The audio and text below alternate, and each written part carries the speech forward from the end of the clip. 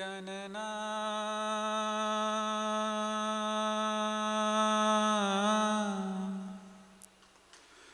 भौवीराङ्कुरजनना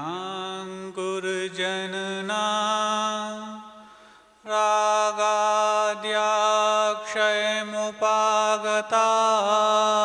यस्य ब्रह्मा वा विष्णुर्वा हरो जिनो वा नमस्तस्मै। जो विद्यादि सागर सुधी जो विद्यादि सागर सुधी गुरु हैं हितैषी शुद्धात्म में निरत नित्य हितोपदेशी वे पाप ग्रीष्म ऋतु में जल हैं सयाने पूजूं उन्हें सतत केवल ज्ञान पाने पूजूं उन्हें सतत केवल ज्ञान पाने। बोले देवादिदेव एक हजारा श्री पार्श्वनाथ भगवान की। परम पूज्य संत शिरोमणि आचार्य परमेष्ठी गुरुदेव श्री विद्यासागर जी महाराज की जय। परम पूज्य निर्यापक श्रमण मुनि श्री योग सागर जी महाराज की जय। नगर गौरव निर्यापक श्रमण मुनि श्री वीर सागर जी महाराज की जय। साधर्मी मुनि श्री अतुल सागर जी, निस्सीम सागर जी, शाश्वत सागर जी महाराज की जय। नगर गौरव मुनि श्री निसंग सागर जी महाराज की जय। परम पूज्य मुनि श्री सौम्य सागर जी महामुनिराज की। सबसे पहले क्या करना है? मुस्कुराना है। आप लोगों को लगता होगा कि आप लोग जब मुस्कुराते हैं तो कोई एक आध व्यक्ति खुश होता है। ये आपको लग सकता है क्योंकि आपके सामने कुछ ही लोग बैठे होते हैं, लेकिन हमें तो ऐसा लगता है कि जब आप लोग मुस्कुराते हैं तो पूरा का पूरा सैकड़ों लोग जो खुश हो जाते हैं। तो आपकी खुशी भले ही थोड़ी कम होती है उस मुस्कुराने में, हम लोग की खुशी सैकड़ों गुनी ज़्यादा हो जाती है क्योंकि आप लोग सैकड़ों के रूप में मुस्कुरा रहे होते हैं। संसार उत्थान और पतन की करवटें हमेशा लेता रहता है और उस उत्थान और पतन में किस चीज़ का वो उत्थान कर लेता है और किस चीज़ का पतन वो प्राप्त कर जाता है, ये तो जब उसको अंतिम विश्लेषण में हम समझने का प्रयास करते हैं तभी समझ में आता है। उत्थान जब किसी अच्छी चीज़ों का हो तो वो स्वागत योग्य होता है। पतन जब वो किसी बुरी चीज़ों का हो तो स्वागत के योग्य होता है। लेकिन जब इससे विपरीत होने लग जाता है तो वो स्वागत बगावत का रूप प्राप्त कर लेता है। आज विश्व कई प्रकार की बगावतों से जूझ रहा है। जिस व्यक्ति को अपने स्वार्थ की पूर्ति हुई दिखती नहीं है, वहाँ पर वो एक ही चीज़ सामने लाता है, बगावत और सिर्फ बगावत। ये बात अलग है कि वो बगावत उसको कयामत तक ले जा सकती हो तो भी वो डरने का प्रयास नहीं करता, बशर्ते कि उसको अपने स्वार्थ की पूर्ति होने वाली हो तो। ऐसे ही जब इस प्रकार के भाव सामूहिक रूप प्राप्त करते हैं तो सामूहिक बगावत हुआ जाती है।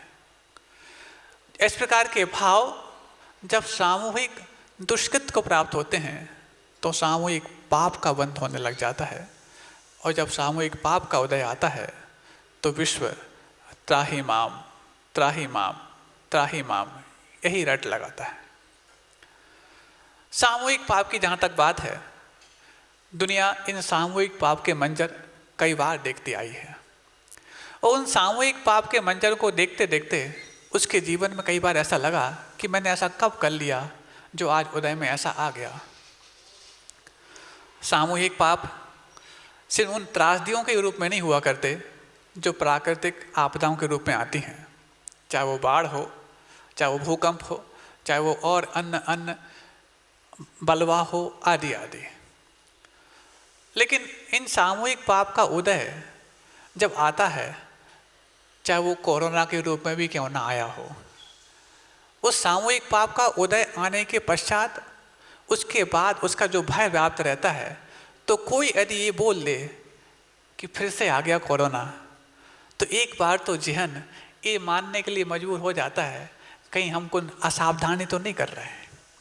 उस समय हमारे अंदर वो सारी सावधानियां हमारे से जुड़ने का प्रयास करती हैं जो हमने उस दौर में अपनाने का प्रयास किया था। भले ही कोई झूठी अफवाह फैला देता है कि नहीं आज इतने केस निकले हैं, तो फिर देखो आपकी जीवन शैली उतनी पवित्र नहीं हो जाएगी जिस समय आपने अपनी जीवन शैली को कोरोना के दौरान पवित्र किया था। हो जाएगी, लेकिन जब उस समय हम पवित्र कर लिए, तो आज हमारे लिए ऐसी कौन सी मजबूरी है जो हमारी जीवन शैली में अपवित्रता आ धमकती है। तो कहीं ना कहीं उस जीवन शैली में अपवित्रता आने का एकमात्र कारण है हमारा इग्नोरेंस, हमारी लापरवाही, हमारा प्रमाद और हमारा आलस। हम उस चीज़ के प्रति उतने या तो यूज्ड टू हो जाते हैं, या तो उसके प्रति इतने हम कहना चाहिए इतने घुल मिल जाते हैं कि लगता है कि अब वो चीज़ तो गई, अब लौट के आने वाली नहीं है। उस वक्त जब पहला कोरोना का काल गया था, उस वक्त भी थोड़े हम लापरवाह हुए थे, लेकिन दूसरे बार के कोरोना काल ने हमारे लिए वो दंश दे के गई कि वो हमारे लिए ऐसा सोचने लगा कि जब भी कहीं स्वप्न में भी आने लग जाए वो वाली बात, तो एक बार तो उठ करके सांस लेते हैं, कहीं सांस में रुकावट तो नहीं आ रही, और आ रही हो तो ऑक्सीजन का सिलेंडर आसपास है कि नहीं, इसकी व्यवस्था पहले कर ली जाए। ऐसे ही उस सामूहिक पाप का जब उदय आता है, तो इस चीज़ को पहले स्वीकारना पड़ता है कि इस सामूहिक पाप को हमने बांधा होगा। उन लोगों के साथ भी बांधा है जिनसे हमारा कभी परिचय नहीं हुआ है, और उन लोगों के साथ भी बांधा है जो हमारे देश में भी कई बार नहीं आए हैं, और उन लोगों के साथ भी बांधे हैं उन देश में भी हम कई बार नहीं गए हैं। ऐसा कैसे बन सकता है? तो सामूहिक पाप का बंध हमारे जीवन में और हमारे दिनचर्या में प्रतिदिन और प्रतिपल हो रहा होता है। महाराज कैसे हो रहा होता है? हम तो पुण्य के कार्य कर रहे होते हैं, लेकिन देखा जाए जब हम यहाँ पर सामूहिक अनुष्ठान करने के लिए आते हैं, उसी समय सामूहिक पाप से बच पाते हैं। बाकी देखा जाए तो सामूहिक पाप का बंध करने से कौन व्यक्ति कितना बच पाता है, आप देख लेना पहले। महाराज कैसे बनता है सामूहिक पाप? जो भी खबरें आ रही होती हैं आपके टेलीविज़न पर, आपके सोशल मीडिया पर, आपके किसी अन्य व्यवस्थाओं पर, तो उन खबरों के बारे में आपकी जो एक सी अनुशंसा होती है, यदि वो खबर आई कि आज वो फलां व्यक्ति चला गया, अच्छा चला गया व्यक्ति है, तब तो फिर भी थोड़ा सा गमगीन आप होते हैं, लेकिन कोई दुर्जन व्यक्ति था वो चला जाए, कोई टेररिस्ट था, कोई आतंकवादी था वो चला जाए, तो सारे एक स्वर में कहते हैं बहुत अच्छा हुआ। वो एक स्वर में आपका कहना वहाँ पर एक साथ सामूहिक पाप के बंधे के लिए कारण बन जाता है। भले ही आपका उससे कोई ज़्यादा माजरा नहीं था, लेकिन आपने वो मंजर अपने साथ जोड़ लिया कि आप ना गाहे बगाहे उस सामूहिक पाप का बंद कर डाले। ऐसी दिन भर में कई सारी बातें होती हैं, चाहे वो रूस और यूक्रेन का युद्ध हो चल रहा हो, महीनों हो गए उसको चलते चलते, एक छोटा सा देश भी अपनी कुवत से बाहर लड़ने का प्रयास कर रहा है, और हम भी कई बार उसके इस बात में शरीक हो जाते हैं। देखो है तो वो छोटा सा, बड़े बड़ों को मात दे रहा है, और उसकी तुलना फिर हम अपने वर्तमान के किसी प्रसंग से कर लिया करते हैं कि भले ही हम छोटे हैं लेकिन अच्छे अच्छों को मात देना जानते हैं। ये सामूहिक पाप कितनी आसानी से हम मान लिया करते हैं। और जब भी उदय में आता है पाप कोई सा भी हो, एक छोटा सा दृष्टांत समझो। रुमाल होता ना आपका, रुमाल को आप फोल्ड कर लो और एक बूंद पानी उस पर डाल दो। अपन क्या समझते हैं 1 सेंटीमीटर के दायरे में वो रुमाल गीला हो गया, लेकिन जब उसकी फोल्ड खोलते हैं तो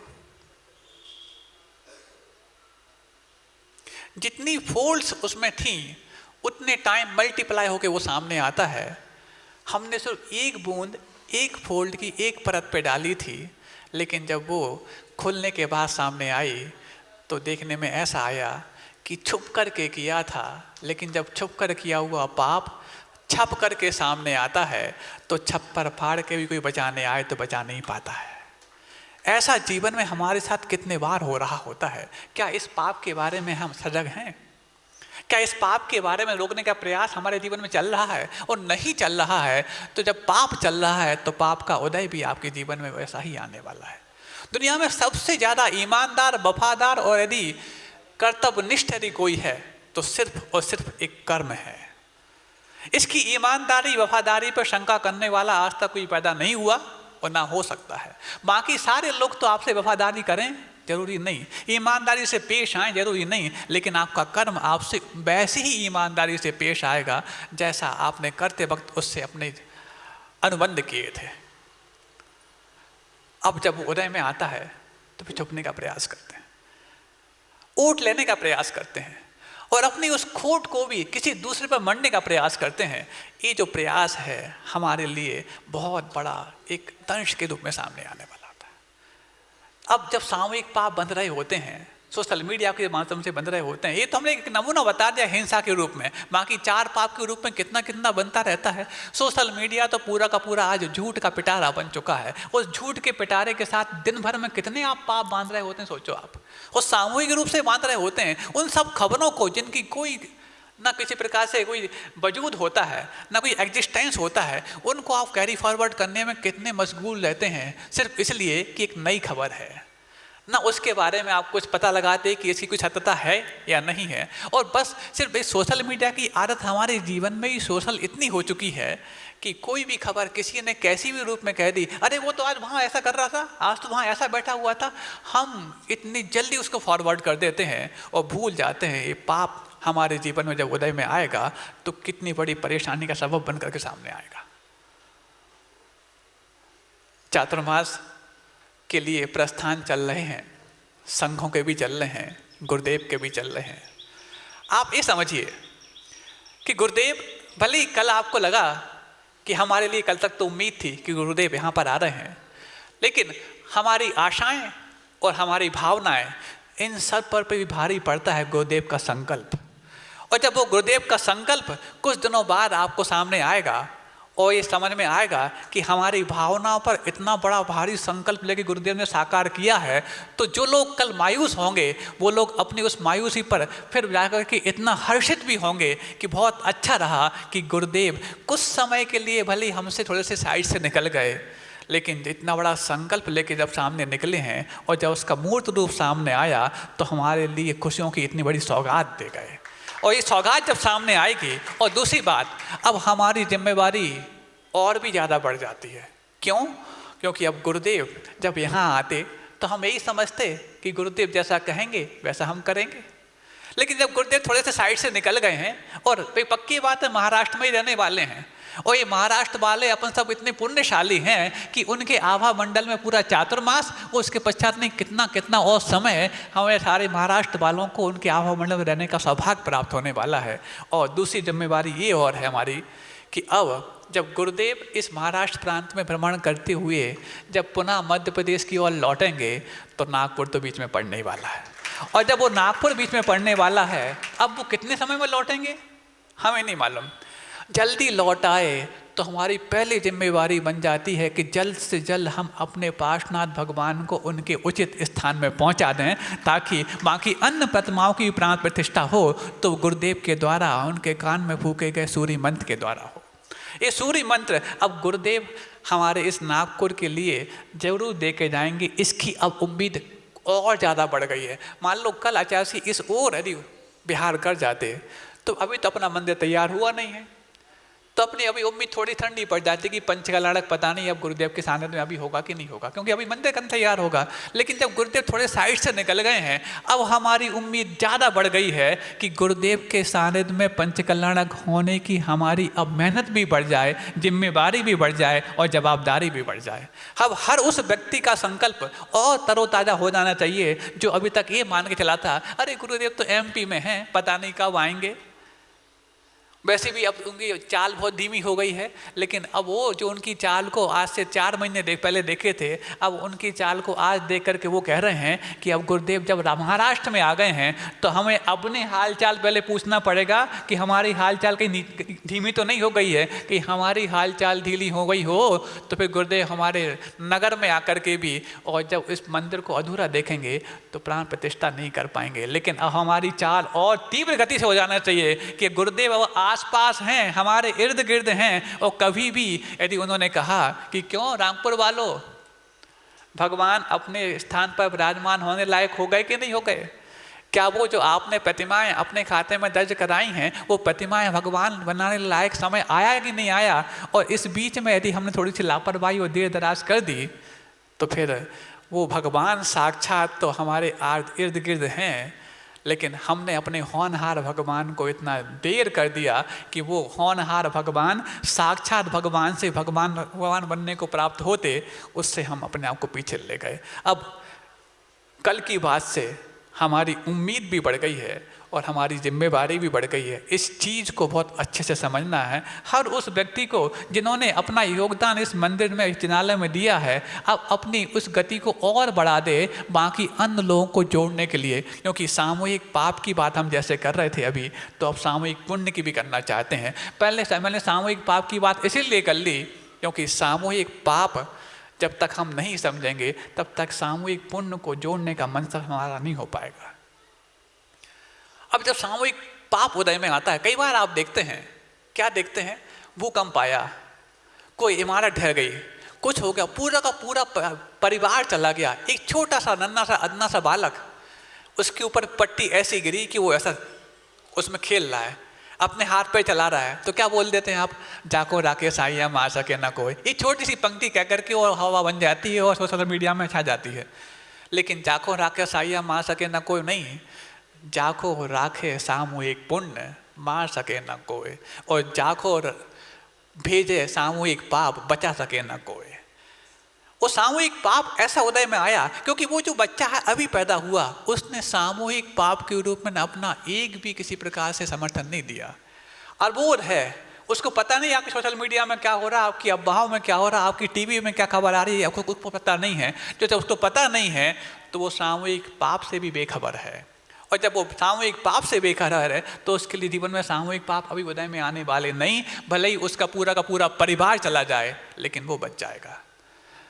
जब हम इतने विभिन्न प्रकार से सामूहिक पाप का बंध कर रहे होते हैं तो सामूहिक पुण्य बांधने के हमारे जीवन में कौन से उपाय हैं, आपको पता है क्या?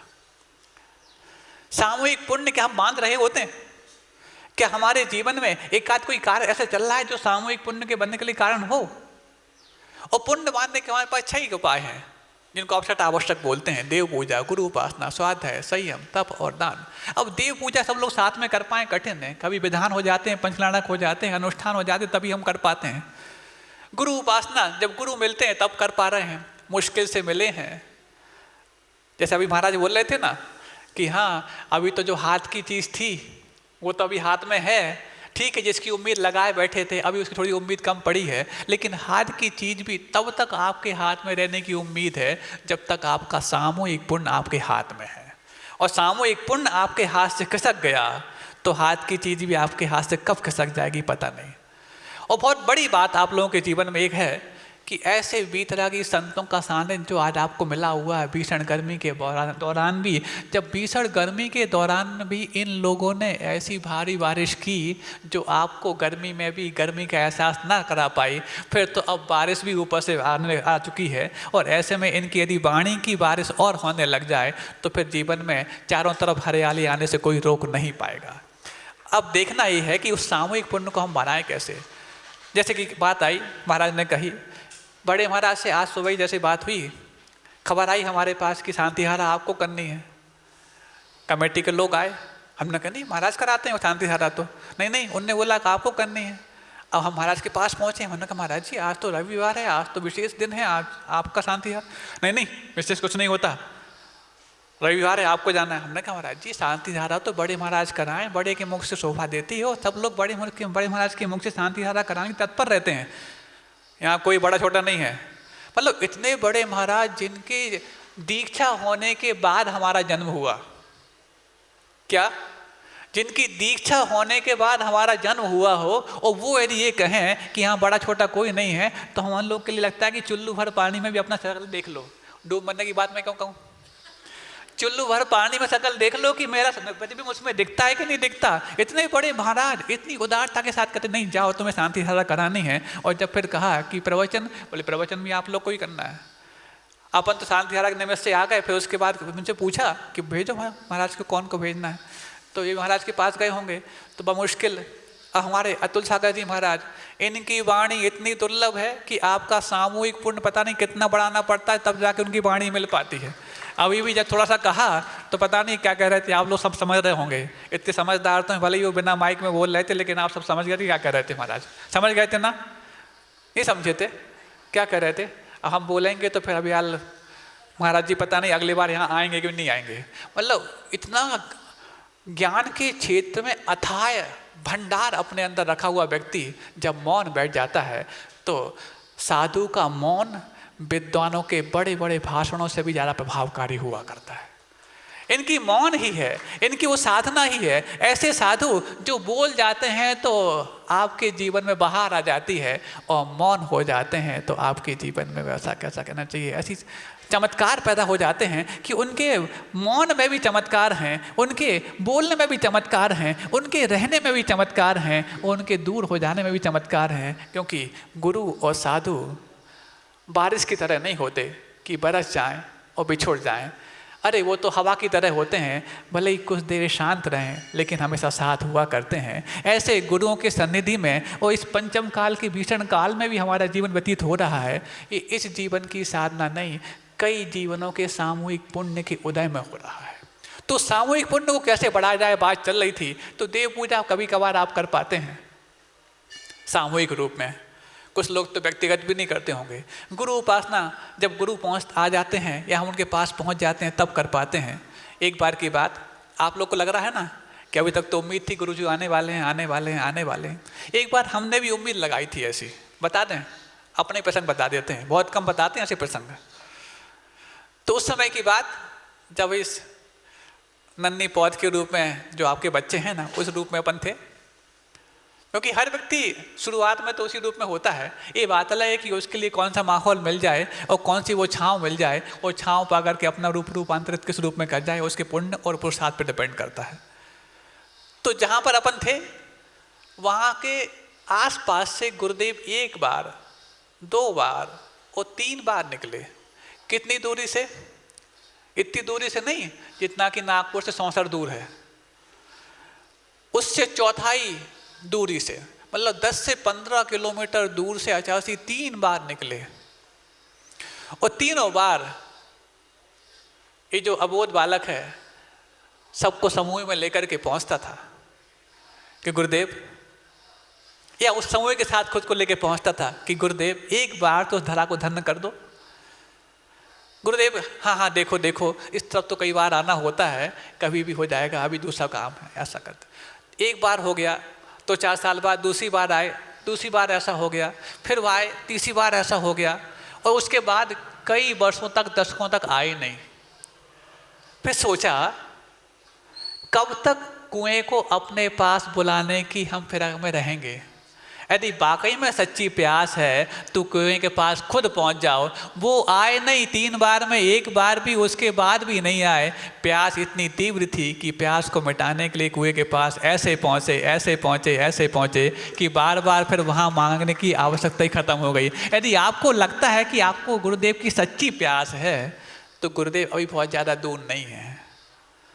लेकिन आप तो ऐसे कुएं को अपने घर में ला करके भी वो पानी पीने का प्रयास नहीं करते।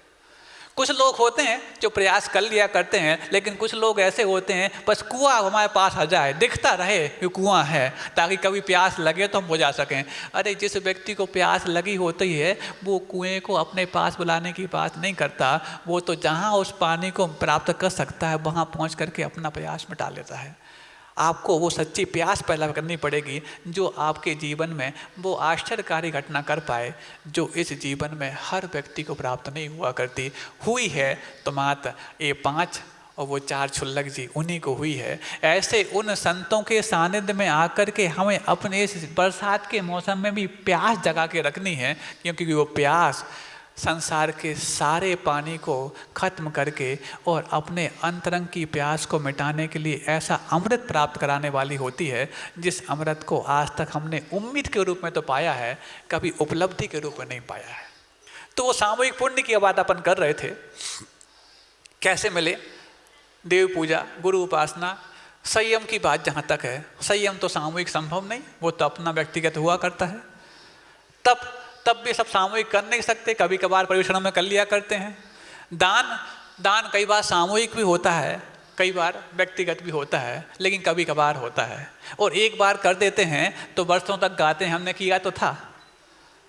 सामूहिक पाप के रूप में करते वक्त ये नहीं कहते कि अभी 1 मिनट पहले तो किया था, दूसरी बार क्यों करें। लेकिन जब सामूहिक पुण्य के कमाने की बात आती है, 9 साल पहले भी किया हो तो 9 साल बाद तक गाने की याद हमें आ जाती है। उस समय हम बिल्कुल याद रखते हैं कि किया तो था। बाकी चीज़ें भूल जाते हो तो ये भी भूल जाया करो। जब आप अपने संकल्प भूल सकते हो तो ये भी तो भूल जाओ कि हमने 9 साल पहले कुछ घोषणा की थी। नहीं, ये नहीं भूल सकते महाराज। क्यों? क्योंकि वहाँ पर हमसे कुछ छूटा था तो फिर आपने दिया ही कहाँ है। यदि प्रदान किया होता तो आपके जीवन में वो चीज़ पहले से छूट चुकी होती और दिमाग में याद भी नहीं रही होती। अब देखो, वो दान कभी कभार होता है। अब इन 6 में से एकमात्र स्वाध्याय बचा, 6 में से एकमात्र स्वाध्याय बचा जिसको आप प्रतिदिन कर सकते हो, सबके साथ कर सकते हो। 2 दिन पहले आपको अकलंक और निकलंक के बारे में बताया था। उस अकलंक और निकलंक की घटना के बाद कई लोग दोपहर को आए हमारे पास। महाराज जी, सुबह आपने कहा था कि आप लोग दिन में कम से कम 10 मिनट का स्वाध्याय का संकल्प लें। महाराज उस समय चूँकि जल्दबाजी थी और तुरंत प्रवचन चालू हो गए थे, नहीं ले पाए। कई लोग आए ऊपर आकर के बोले, महाराज जी यदि हम अकलंक और निकलंक नहीं बन सकते, लेकिन अकलंक ने जिस तीर्थ की रक्षा की है, जिस आयतनों की रक्षा की है, जिस जिनवाणी की रक्षा की है और जो मिथ्या मतों का खंडन किया है, उनको जीवन में यदि सच्ची श्रद्धांजलि हम देना चाहते हैं तो 10 मिनट का स्वाध्याय हम अवश्य करेंगे। ऐसे कई लोगों ने आकर के ऊपर वो संकल्प लिया। लेकिन हमें लगता है कई लोग तो आए, लेकिन सब लोगों के बाद में अभी निकलंक का बलिदान दिमाग में नहीं बैठ पाया। उनके निकलंक के बलिदान को दिमाग में बैठाने के लिए पहले सामूहिक पाप का मंजर आपको याद कराने की मेरे लिए इच्छा हुई कि सामूहिक पाप हम दिन भर बांध रहे हैं और उदय में आते हैं तो किन किन रूपों में आते हैं। अचानक कोई त्रासदी आ जाए वो तो आती ही है, लेकिन दिन भर कई ऐसी त्रासदियाँ आ रही होती हैं जो हमारे सामूहिक अनुकूलता बनाने में रुकावट पैदा कर रही होती हैं। क्या उनको हम अपने जीवन में बचा पा रहे हैं? उसको बचाने का एकमात्र उपाय है सामूहिक पुण्य। व्यक्तिगत पुण्य आपका कितना भी क्यों ना हो, बड़े बड़े धर्मात्मा भी क्यों ना हो, लेकिन जब तक आपके पास सामूहिक पुण्य नहीं है, उस व्यक्तिगत और सामूहिक आपदा से आप नहीं लड़ सकते। और सामूहिक पुण्य को कमाने का सबसे आसान रास्ता, सुन रहे हो, आपके जीवन की बात कह रहा हूँ मैं, यहाँ वहाँ की बात नहीं कर रहा। भले ही आपको आज थोड़ी सी बात थोड़ी गंभीर लग रही होगी, लेकिन अच्छे अच्छे गमगीन लोगों को ठीक ठाक करने लायक मैं आज बात कहने जा रहा हूँ कि हमारे जीवन में जो सामूहिक गम आ रहे हैं उनको ठीक करने के लिए सामूहिक पुण्य की कितनी आवश्यकता है। तो अब सामूहिक पुण्य कहाँ से लाएं? तो 6 उपाय थे, 6 में से 5 में तो हम सामूहिक रूप से कभी कभार कर पाते हैं, लेकिन स्वाध्याय एक ऐसी वस्तु है जिसको आप प्रतिदिन अपने घर में बैठे हो सबके साथ कर सकते हो। पहला हमारा समूह परिवार का समूह है, दूसरा हमारा समूह समाज का समूह है, तीसरा हमारा समूह देश का समूह है, और चौथा हमारा समूह वसुधैव कुटुंबकम की भावना को चरितार्थ करने वाला विश्व का समूह है। लेकिन उस अंतिम इकाई को प्राप्त तो हम तब करेंगे जब प्राथमिक इकाई के बारे में हम सोचें, पारिवारिक पुण्य के बारे में। क्या पारिवारिक पुण्य हम कमाते हैं?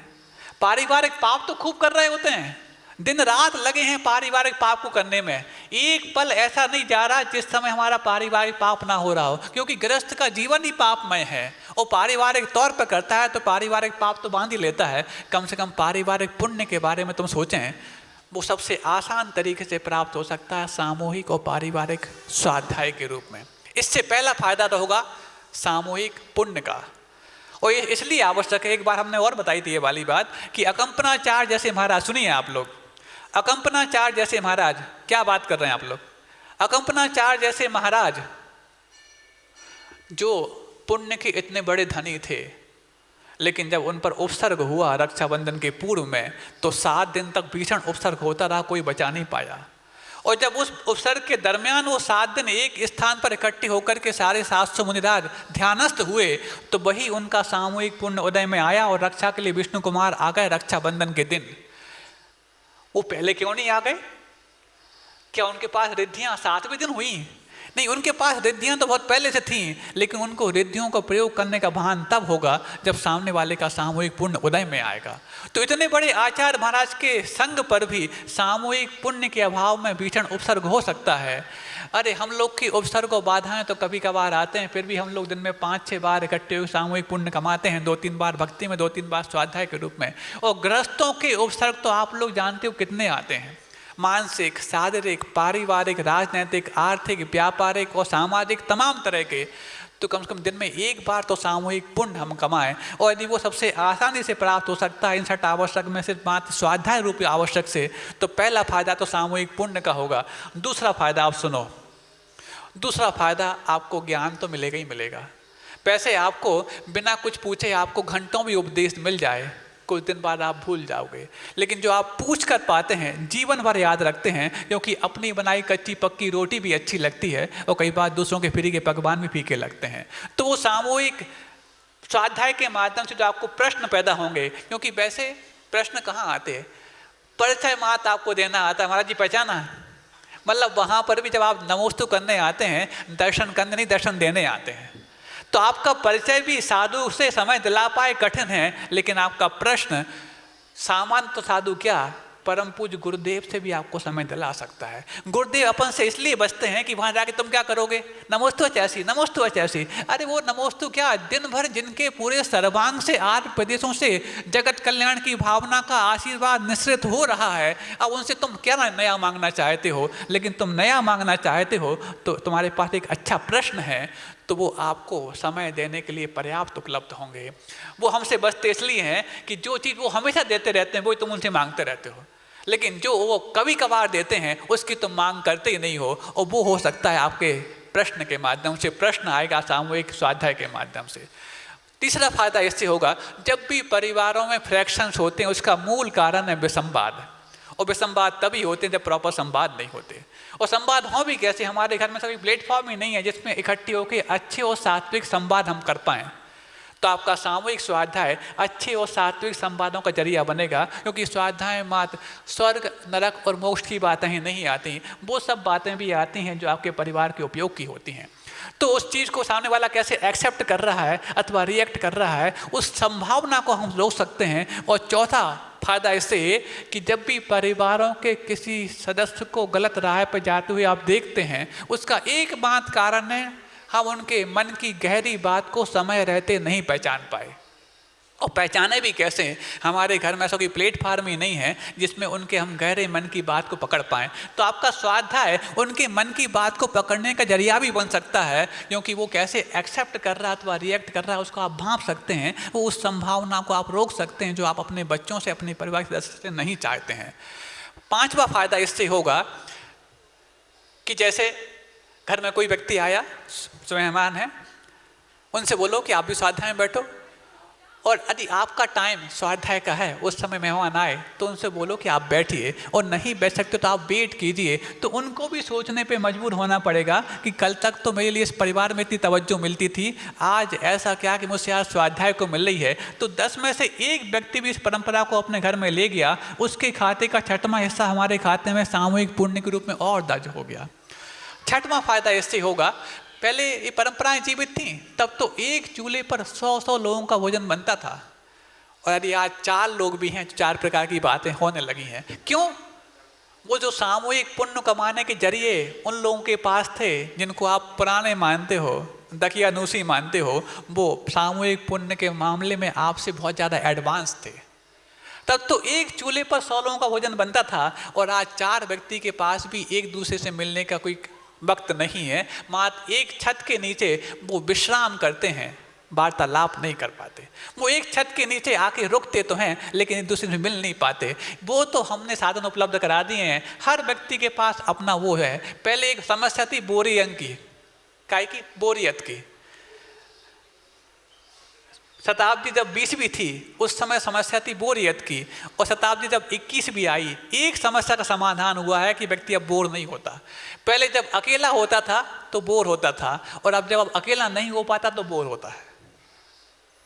क्यों? क्योंकि 10 के बीच में रहेगा तो उपयोग तो कर ही नहीं पाएगा उसका, वो चैटिंग तो कर ही नहीं पाएगा। लोगों की उंगलियां घिस गई हैं, उंगलियां टेढ़ी पड़ने लग गई हैं वो स्क्रीन पर अपने हाथ चलाते चलाते, लेकिन अपने अंदर की गांठ को निकालने के लिए उनकी एक भी चीज़ सीधी नहीं पड़ पाई। तो इस मंजर में हम जब पहुंच चुके हैं तो इस सामूहिक पुण्य को अपनाना बहुत आवश्यक है। ये 6-7 फायदे जो आपको अपने पर्सनल किसी आवश्यक को पालन करने से संभव नहीं है, जो घर में बैठे बैठे सामूहिक स्वाध्याय से संभव हैं। सबसे पहला फायदा जो सामूहिक पुण्य हर व्यक्ति की और हर परिवार की पहली दरकार है, इसको तो आपको आप प्राप्त करना ही पड़ेगा, क्योंकि सामूहिक पुण्य के अभाव में कितने भी बड़े आदमी क्यों ना हो, कितने भी बुद्धिमान आप क्यों ना हो, अपने घर में गृहस्थी का कुशल संचालन करने लायक नहीं बन सकते। और इस बात को मैंने सिद्ध कर दिया आचार्य अकंपनाचार्य महाराज के दृष्टांत से। जब इतने बड़े आचार्य महाराज पर भी उपसर्ग हो गया सामूहिक पुण्य के अभाव में, फिर हम और आप कौन सी खेत की मूली हैं? हम पर क्या नहीं हो सकता। और सामूहिक पाप तो वो नहीं बांधते थे, और आप लोग तो सामूहिक पाप दिन भर बांधते रहते हो। ऐसे में उस पाप का उदय यदि उससे ढाल के रूप में आप कोई लाना चाहते हो तो सामूहिक पुण्य ही बन सकता है। और सामूहिक पुण्य यदि आसानी से बांधना चाहते हो तो सामूहिक स्वाध्याय ही बन सकता है। अब बताओ, भले ही आपके लिए अकलंक और निकलंक की बात जितने लोगों को अच्छी लगी होगी उतने लोगों ने अपना काम कर लिया, लेकिन आज की बात उससे भी ज़्यादा बढ़ करके मैंने बताई कि वो तो उनके जीवन की बात थी। आपके जीवन उनके प्रति श्रद्धांजलि आ पाए या ना पाए, लेकिन खुद के प्रति तो आपको थोड़ी सी रहनुमाई अवश्य होगी। उस रहनुमाई के चलते आपको सामूहिक पुण्य के बारे में सोचना है, और सामूहिक पुण्य सतत रूप से आगे चलता रहे, तब तो जाकर के आपको इन परवारपुरा का जो जनालय बनने जा रहा है, जो आपको पार्श्वनाथ भगवान को अपने स्थान पर पहुंचाना है, ये वाली बात सही ढंग से समझ में आएगी। जब तक महाराज तब तक समझा रहे हैं, लेकिन उसके बाद समझाएगा कौन आपके लिए? आपके कर्तव्यों को याद दिलाएगा कौन? आपके लिए अपने दायित्व संकल्प निभाना है, याद को स्मरण कराएगा कौन? ये मात्र वही स्मरण कराएगा जिन्होंने ये कर्तव्य आपको करना चाहिए थे अपनी दिव्य ध्वनि में कहे। और दिव्य ध्वनि तो हम उसको प्राप्त नहीं कर पाए, इतने अभागे रहे, लेकिन उनको लिखने का यदि किसी में लिपिबद्ध करने का सौभाग्य हमें प्राप्त हो गया इन शास्त्रों के माध्यम से, उनको कम से कम लिपिबद्ध तो हम नहीं कर पाते, इन दृष्टि का विषय तो बना लें। उन दृष्टि के विषय बनाने से यदि हमारे 7 फायदे और हो जाएं तो एक पंथ और 7 फायदे वाली बात चरितार्थ हो जाएगी। आपके जीवन में ये एक पंथ और 7 फायदे चरितार्थ हो पाएँ, ऐसी मैं भावना पाता हूँ। और यदि लगता है कि आपके जीवन में अब सामूहिक पाप तो खूब हो गया और सामूहिक पुण्य आप बांधना चाहते हैं, तो 10 मिनट का शुरुआत करके देखो कि घर में, अब अपने घर में बैठे हम एक बार, और 24 घंटे में कभी भी अलग से कुछ नहीं करना कि मंदिर जाना हो कि धर्मशाला जाना हो, कुछ करना, वो नहीं। सिर्फ 5 दिन में एक बार 10 मिनट का स्वाध्याय, और उसमें गोद के बच्चे से लेकर के वो खाट पे बैठा हुआ वृद्ध भी शामिल हो। भले इन लोगों को समझ में नहीं आएगा, लेकिन कम से कम इतना तो समझ में आएगा कि हमारे घर में एक समय ऐसा होता है जिसमें सब लोग इकट्ठे कुछ करते हैं, तो वही इनकी भावना सामूहिक पुण्य बनेगी और आपके जीवन में सामूहिक आपत्तियों से लड़ने का कारण बनेगी। नहीं तो इसके अलावा दूसरा कोई उपाय नहीं है जो अपने जीवन में आने वाली सामूहिक आपदाओं से आप लड़ पाओ। तो कर सकते हो क्या ऐसा काम कि आपके घर में 10 मिनट के लिए सब लोग इकट्ठे होकर के, अरे कम से कम इस बहाने इकट्ठा हो जाएंगे, इसके अलावा तो कोई बहाना नहीं बचा आपके घर में कि वो इकट्ठे हो जाएं। खाने के लिए भी इकट्ठे नहीं हो पाते और किसी अन्य कार्य के लिए इकट्ठे नहीं हो पाते, दो बातें कर नहीं पाते, इस बहाने इकट्ठे हो गए तो आत्मीयता भी बन जाएगी, परिवार की अखंडता भी आ जाएगी। और जो प्रश्न आपको वहाँ उठते हैं, पहले तो आप डिस्कशन कीजिए, और नहीं कर पाते तो फिर आप यहाँ लाइए। किसी भी साधु से समय मांगने का अधिकार बनेगा वो आपका प्रश्न, ना कि आपका परिचय। ये जो आपके 7 फायदे बता दिए, इन 7 फायदों के साथ आपको अपने जीवन में क्या करना है दिशा निर्देश पाने के लिए सामूहिक स्वाध्याय एक अमूल अस्त्र साबित होने वाला है। कितने लोग हैं जो नहीं कर पाएंगे? हाथ उठा दें। अब जो नहीं उठा पाए हैं उनको हम मान के चल रहे हैं कि वो सब लोग अपने घर में जाके ये काम करेंगे, और यदि ये करेंगे, ऐसा मैंने विश्वास कर लिया है, तो किसी का विश्वासघात करना उसका घात करना माना जाता है, ऐसा हमने सुना था। और हम विश्वास कर रहे हैं कि आप लोग दिन में 10 मिनट तो अपने घर में ऐसा करके दिखाएंगे, और फिर भी नहीं करके दिखाए तो हमारा विश्वासघात मतलब समझ रहे हो ना क्या माना जाएगा? हाँ, जिसको दिक्कत है अलग से बता जाना, लेकिन अभी तो हम ये विश्वास कर रहे हैं कि सब लोग अपने घर में कम से कम 10 मिनट का सामूहिक स्वाध्याय का एक उपक्रम रखेंगे। 24 घंटे में कभी भी रखो, जब आपको करना है तब करो, कोई दिक्कत नहीं है, कम से कम 10 मिनट। अच्छा, अब हाथ उठा लें, कितने लोग करेंगे? इसका मतलब जो अभी उठा नहीं पाए हैं वो इसके पहले विश्वासघाती बने हुए थे। लगभग 80% लोगों ने तो उठा दिया है, 20% अभी रह गए। एक बार उठा दो। अच्छा, हाँ उठाओ। अच्छा, कितने लोग कर सकते हैं? 10 मिनट कलमात अपने घर में, कहीं और नहीं करना आपको। अब आप पूछ सकते हो कि कितने महाराज जी पढ़ना क्या है, करना क्या, ये पूछ लो, हम बताते हैं। 2-3-4 पुस्तकों के हम नाम बता दे रहे, उसमें से जो आपको उपलब्ध हो जाए उसमें से आप शुरुआत कर सकते हैं। पहला तो श्रेणिक चरित्र है, दूसरा है आराधना कथा कोर्स, जिसमें छोटी छोटी कथाओं के माध्यम से आप शुरुआत कर सकते हैं, बच्चों के लिए जोड़ भी सकते हैं। तीसरा है धर्मामृत, जिसमें छोटी छोटी ऐसी कथाएं सुलझी हुई, बिल्कुल साफ सुथरी कथाएं जो एकदम से आपको इंटरेक्ट करने के लिए कारण बनती हैं। चौथी एक कर्म कैसे करें पुस्तक है मुनि श्री क्षमा सागर जी की, आज की यंगस्टर के लिए दिशा निर्देश देने के लिए पर्याप्त वो कारण बन सकती है।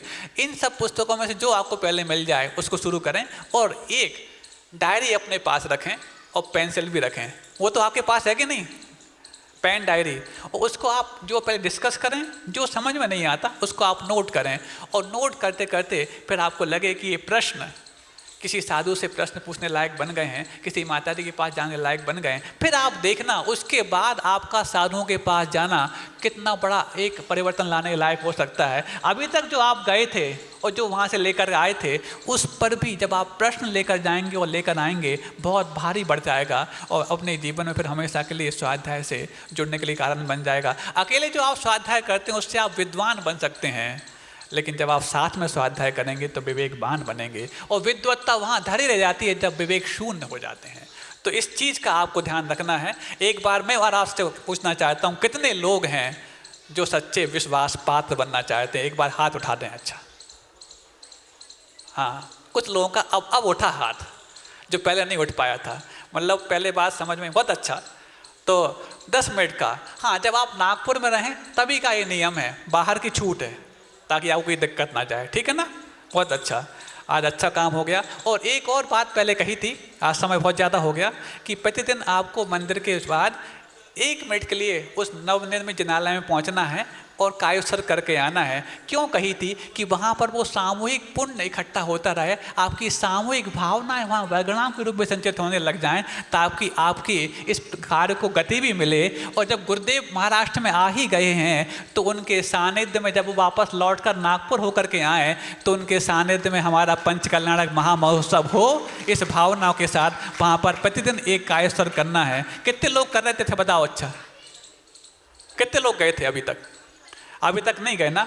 अब तो रोज जाना है ना, 1 मिनट के लिए वहाँ जाना है। जब आप इस मंदिर में आते हैं 2 मिनट, 1 मिनट का रास्ता है और 1 मिनट और, ये 2 मिनट यदि आपने खर्च कर लिए तो अब कोई बड़ी बात नहीं कि जब गुरुदेव महाराष्ट्र में आ ही गए हैं तो पंचकल्याणक करने के लिए नागपुर भी अवश्य आ जाएंगे। आए इन्हीं भावना के साथ अहिंसा परमो धर्म की, बोधि समाधि परिणाम शुद्धि, स्वात्मोपलब्धि शिव शौक सिद्धि, चिंतामणिम चिंतित वस्तु दाने त्वाम वंदे मानस मास्तुति।